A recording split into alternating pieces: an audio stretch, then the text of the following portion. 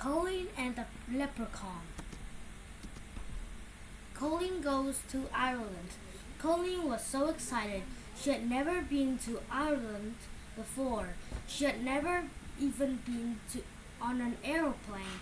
Now she was here, landing in Dublin, Ireland's capital city.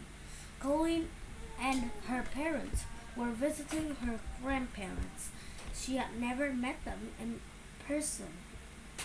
She had only talked to them on the phone and seen them in family pictures. As Colin walked out of the airport, two strangers grabbed her and started hugging her. After a few seconds, she realized they were her grandparents. Colin watched out the car window as the family drove by some fields. Her grandpa said mysteriously, "Colin, be sure to keep an eye out for a little people." "Little people?" questioned Colin. "Who are the little people?" "The little people are the fairies," said Grandpa as she drove.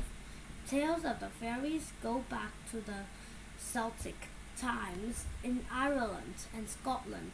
We have many legends and stories that tell about the fairies and their world. "Yes, we do," said Grandpa. "There are many kinds of fairies. A leprechaun is one kind. He looks like a small old man. He is not friendly.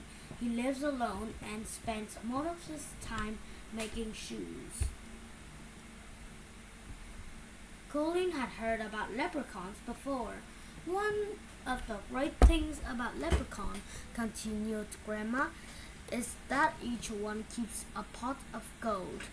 If you find a leprechaun, don't take your eye off him," Grandpa warned. "Legend says that if you keep your eyes on him, the leprechaun will have to take you to his treasure," Grandma continued. "A long, long time ago," Grandpa said, "a man named Jack Fox found out the leprechaun could be tricky fellows." "Tell me about Jack Fox," said Colin. Grandpa began to tell the story. Jack Fox and the Leprechaun. Jack Fox was walking along the road when he heard sound in the hedgerow. He had a suspicion about what that noise might be and started to get very excited. He peeked over the hedge and saw that his suspicion was true. There was a little man wearing a leather apron and a pointed hat. He was using a tiny hammer and size of a pin to shape a tiny golden shoe.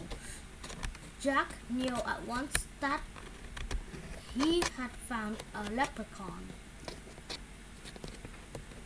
Jack crept close to the leprechaun and said, "Good morning" to him. Then Leprechaun smiled and said hello and offered Jack a drink of water. "Just hand me that bottle," the Leprechaun said, hopping. Jack would look away, but Jack just stared straight at the Leprechaun and said, "No, thank you." They talked for a while, then the Leprechaun tried many ways to trick Jack into looking away, but Jack wasn't fooled. Jack demanded that the Leprechaun make him to a pot of gold. Finally, the Leprechaun gave me trying trick.